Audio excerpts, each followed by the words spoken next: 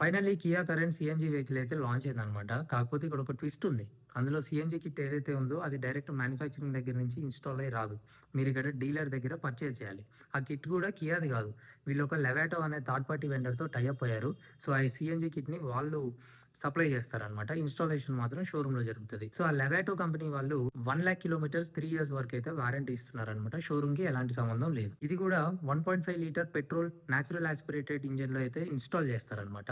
So, 1.5 litre petrol engine 115 horse power produce చేస్తే ఈ CNG install చేసిన తర్వాత 95 హార్స్ పవర్ అయితే ప్రొడ్యూస్ చేస్తుందని అయితే చెప్తున్నారు. వాళ్ళ సిస్టర్ కంపెనీ అయిన హ్యుండై మాత్రం సీఎన్‌జీ యూనిట్స్‌ని మ్యానుఫ్యాక్చరింగ్ దగ్గర ఇన్‌స్టాల్ చేసి డీలర్స్‌కి సప్లై చేస్తారు. కానీ వీళ్ళు మాత్రం థర్డ్ పార్టీ వెండర్‌తో ఎందుకు టై అప్ అయ్యారో నాకైతే అర్థం కావట్లేదు. సో, ఇన్ కేస్ మీరు ఇంట్రెస్టెడ్‌గా ఉంటే దగ్గరలో ఉన్న కియా షోరూమ్‌కి విజిట్ అయ్యి సో, దాని ఒక కొటేషన్ తీసుకొని మీరైతే ఎక్స్‌ప్లోర్ చేయండి. నేనైతే 7 సీటర్ వెహికల్‌లో సీఎన్‌జీ ఇన్‌స్టాలేషన్ అయితే అస్సలు సజెస్ట్ చేయను. సో, ఇలాగే మరెన్నో ఆటోమొబైల్ అప్డేట్స్ కోసం ప్లీజ్ సబ్స్క్రైబ్ చారీ మోటార్స్. ఇలాగే మరెన్నో అప్డేట్స్ తెలుసుకోవాలనుకుంటున్నారా?